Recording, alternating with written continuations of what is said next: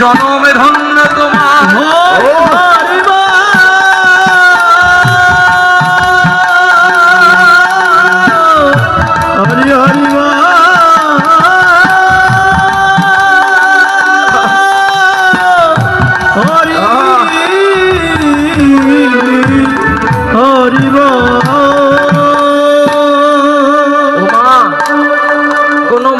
চাইবে যেখানে তার সন্তানের মৃত্যু ঘটবে?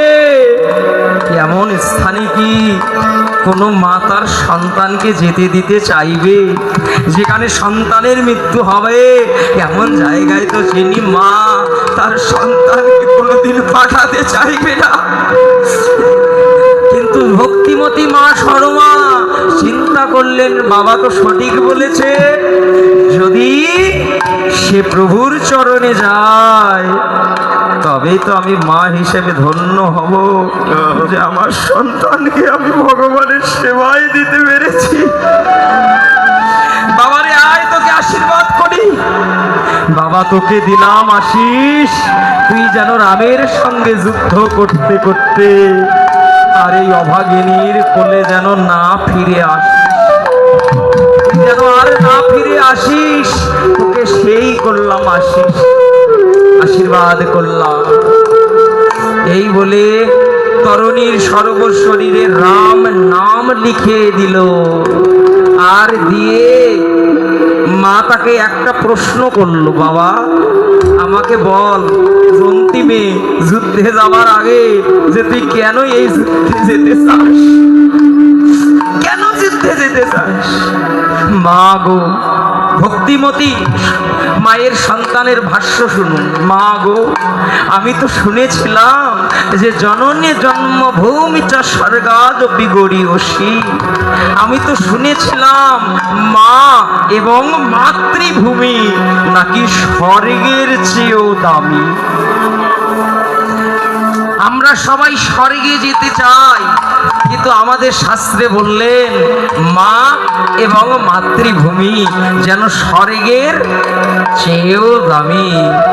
তাই এই প্রাণ থাকতে যদি আমার মাতৃভূমিকে, আমার মাকে রক্ষা করতে না পারি, তবে এটা আমার কাছে ধর্ম নয়, আমার কাছে সেটি ধর্ম আমার মাকে রক্ষা করা। মা আজকে আমার জন্মভূমি রক্ষার জন্য যদি প্রাণও চলে যায় তবুও আমি যুদ্ধে যাবই। বাবা ঠিক আছে, অনুমতি দিলাম। আরে সর্বশরীরে রাম নাম লিখে নিয়ে তরুণী ছুটে চলল রণভূমিতে সুসজ্জিত এক রথে। চলতে চলতে রণভূমিতে উপস্থিত, সামনে দাঁড়িয়ে আছে ভগবান রামচন্দ্র। তার মুখোমুখি এক বালক যোদ্ধা। রামচন্দ্র চমকে উঠলেন, উঠে ওই চিনতে পারছে না বালককে। কেমা বড় বড় রথী মহারথী যোদ্ধা হলে চেনা যেত, এক বালক এসেছে, ছোট্ট এক বালক, 10 বৎসর বয়স, সে কিনা রামের সঙ্গে যুদ্ধ করতে। অবাক, একই কাণ্ড, কে বালক চিনতে পারলো না, কিন্তু চিনিয়ে দেওয়ার মতো একজন আছে। ভগবান রামচন্দ্র চিনতে না পারুক, তাকে চিনিয়ে দেওয়ার মতো তার সাথে একজন আছে। কে? বিভীষণ। বিভীষণ কি? তার পিতা, তরুণীর পিতা। বিভীষণ বলো প্রভু, আমার সামনে এক বালক এসেছে, কে? পিতাকে কত বড় প্রশ্ন করা হলো।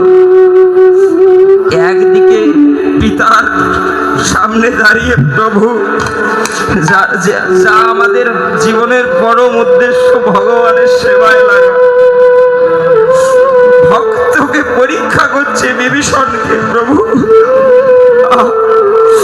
আমি যদি বলে দেই সে আমার পুত্র, তবে তো আমার ভগবান আমার পুত্রকে মারবে না, বধ করবে না, আর এতে তো আমার প্রভুর পরাজয়। আর আমি তার সেবক হয়ে তো আমি আমার প্রভুর পরাজয় মানব না। আর যদি বলি যে সে আমার পুত্র নয়, আজকে নিজের পিতার সামনে নিজেরই পুত্রের বধ হয়ে যাবে। সইব এই কষ্ট।